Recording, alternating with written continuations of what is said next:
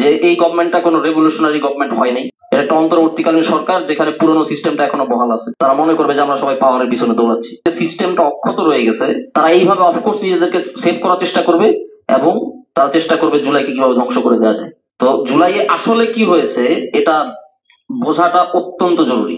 জুলাইয়ে যা হয়েছে সেখান থেকে যতটুকু পারি আমরা সেভ করতে পারি, বেশিরভাগ অংশই আমাদের হাত গলে চলে গেছে। আরেকটা আলাপ আসছে, সেটা হচ্ছে জুলাইয়ে বিপ্লব হয়েছে, সেটা এখন একটা ব্যাড ফেজ পার করছে, কিন্তু আমরা আবার রিগেইন করব।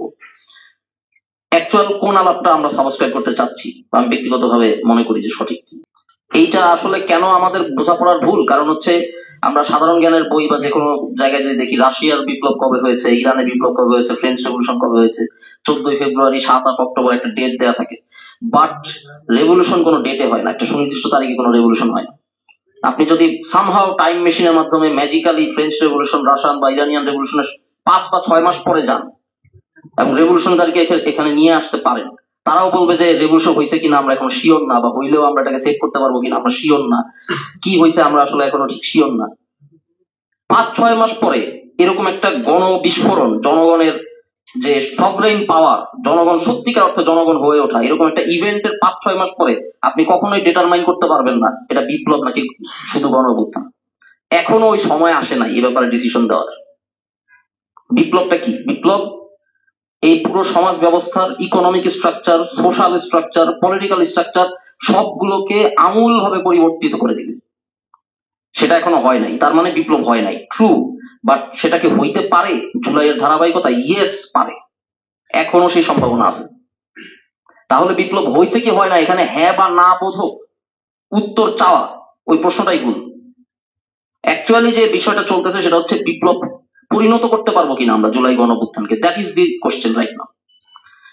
এখন তাহলে প্রশ্ন হচ্ছে, বিপ্লব যদি করতে হয়, এই আমূল পরিবর্তনটা যদি আমাদের করতে হয়, যেখানে বাংলাদেশের জনগণকে তার জানমালের নিরাপত্তা নিয়ে আর চিন্তা করতে হবে না, যেখানে তার রাষ্ট্র তার সার্বভৌমত্ব রক্ষা করবে, তার নিজের জনগণের স্বার্থে তার রাষ্ট্রের যে প্রতিষ্ঠানগুলো, আমলাতন্ত্র থেকে শুরু করে তার রাষ্ট্রীয় সকল প্রতিষ্ঠান কাজ করবে, এরকম একটা রাষ্ট্র যেখানে আমরা সকলে নিজেদের কথা নিজেরা বলতে পারবো, একটা ডায়ালগের মধ্য দিয়ে সকল সমস্যা আমরা সমাধান করতে পারবো শান্তিপূর্ণ উপায়, একটা ফাংশনাল সোসাইটি এখানে থাকবে, ভাইব্রেন্ট সোসাইটি, এরকম একটা রাজনৈতিক ব্যবস্থা, এটা তৈরি করতে হলে কি লাগবে?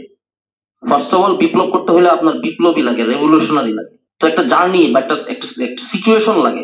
ইভেন যেখানে বিপ্লবী তৈরি হয় খুব অল্প সময়ের মধ্যে, সেখানেও লড়াইটা কিন্তু মাত্র 36 দিনের লড়াই হয় না, আপনি ভিয়েতনামের দিকে দেখেন। তাহলে কি হয়েছে যে রেভলিউশনারিরা অ্যাকচুয়ালি রেভলিউশনটা ঘটা। এখন তাহলে প্রশ্ন হচ্ছে 5 আগস্টের পরে কি হয়েছে, এগুলো নিয়ে অনেক আলাপ টালাপ হয়েছে ইতিমধ্যে। 5 আগস্টে যেটা হয়েছে সেটা হচ্ছে একটা অ্যারেস্টেড একটা ব্যাপার করছে, মানে হচ্ছে একটা ভ্রূণ, যেটা অর্ধেক শিশু অর্ধেক ভ্রূণ, এরকম একটা অবস্থায় জিনিসটা আটকে গেছে, অ্যারেস্টেড ডেভেলপমেন্ট।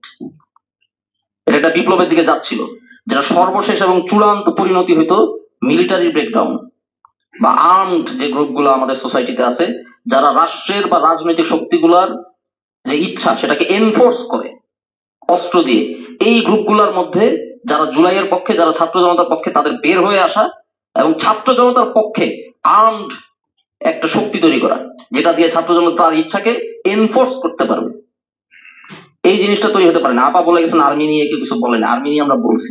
ইনফ্যাক্ট যে কমিটিতে আমি দায়িত্ব নিয়েছি বৈষম্য বিরোধীর, তখন প্রথম যে বক্তব্য ছিল সেখানে আমি বলছি যে আর্মির যে বিপ্লবী অংশ সেটা বেরোয় আসতে পারেনি বা সেটাকে চিহ্নিত করা যায় নাই।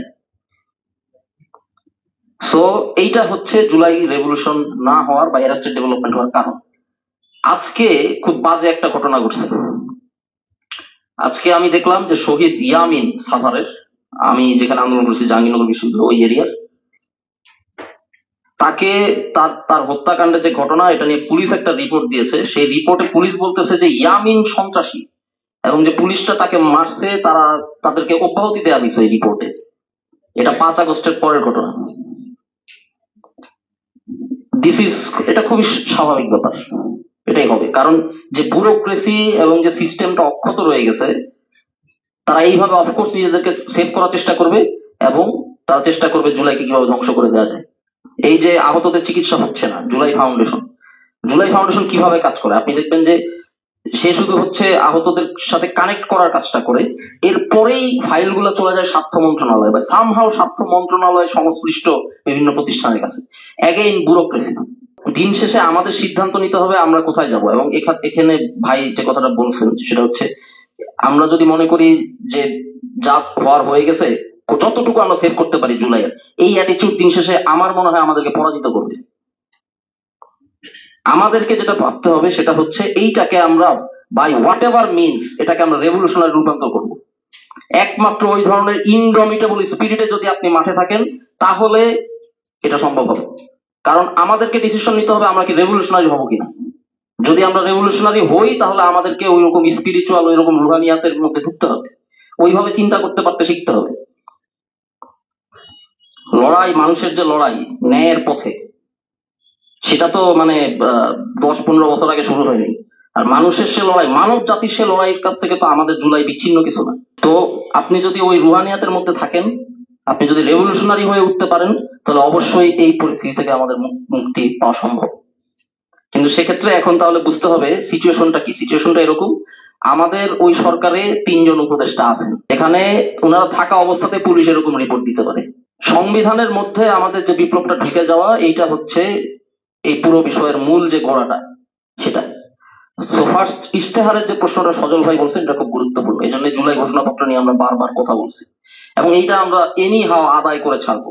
এটা যতই পিছলাক, ইনশাল্লাহ আমরা এটা আদায় করবো। এবং যদি অপটিমিজমের কথা বলতে হয়, সেটা হচ্ছে এখনো গ্রামে গঞ্জে হাজার হাজার, আমি লাখ লাখ না বলি যেহেতু বৈষম্যদের অবস্থা আগের মতো নাই, হাজার হাজার তরুণ এখনো এক্সট্রিম লেন্থে যাওয়ার জন্য প্রস্তুত আছে জুলাইকে সেভ করার জন্য। তো এই পরিস্থিতিতে আমাদের মনে হয় না যে এখনই এতটা নিরাশ হওয়ার কারণ আছে। কিন্তু আমাদের লড়াইটা বুঝতে হবে এখন কিসের সাথে ফাইট করতে হবে ফার্স্ট অফ অল, এবং কিভাবে ফাইট করতে হবে।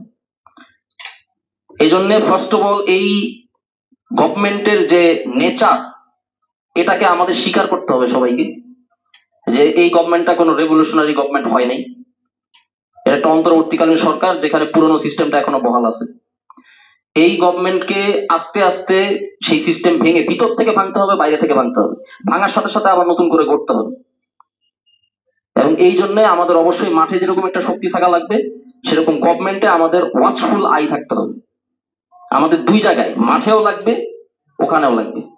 এই জন্য হয়তোবা যখন নতুন নতুন পলিটিক্যাল পার্টি হবে, তখন একটা সলিউশন আমরা খুঁজে বের করবো। সেটা নিয়ে আমরা এখনই ওইভাবে বিস্তারিত বলতে পারতেছি না। বৈষম্যবিরোধী ছাত্র আন্দোলন কি চাইছে অ্যাকচুয়ালি, সে চাইছে যে রেভলিউশনারি ফোর্সটা তৈরি হয়েছে সেটাকে বাধা, সেটাকে সংগঠিত করা।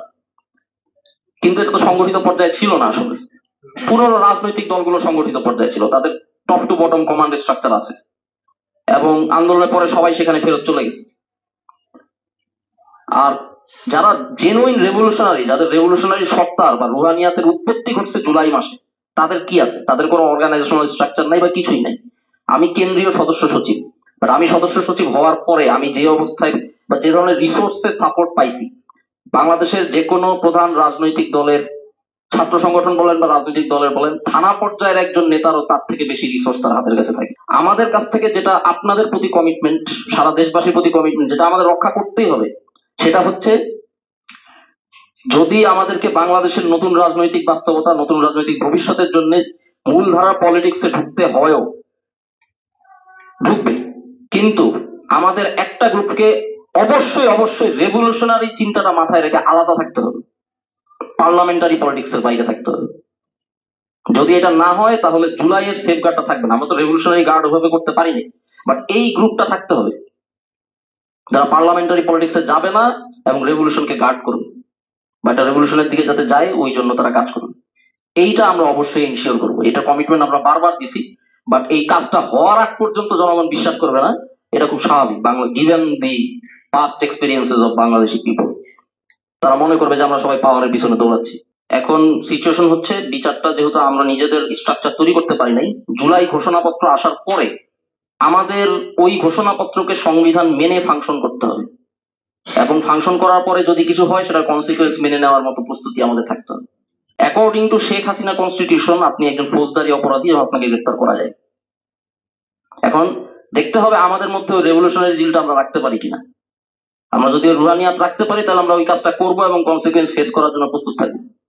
আর যদি না পারি তাহলে হবে না বিষয়টা। তাহলে দিন শেষে জুলাইয়ের ভবিষ্যৎ নির্ভর করতেছে আমাদের উপর। আমি একদম প্রথমে যে আলাপটা দিছি ওই আলাপটা দিয়ে শেষ করি। বর্তমানের চলমানতা, একটা কিছু ঘটে গেছে বা কিছু একটা ঘটে নাই, এইভাবে আসলে ইতিহাস ফাংশন করে না। ইতিহাস ফাংশন করে বর্তমানের ভেতর দিয়ে। এখন ইতিহাস তৈরি হচ্ছে। এই রুমে যে আমরা বসে আলাপ করতেছি এটা বাংলাদেশের ইতিহাসকে তৈরি করতেছে এট দিস মোমেন্ট। তাহলে আমাদের উপর নির্ভর করবে আমরা কিভাবে ফাংশন করব, সেটার উপর নির্ভর করবে জুলাই কতটুকু বাঁচবে, কতটুকু ধ্বংস হবে।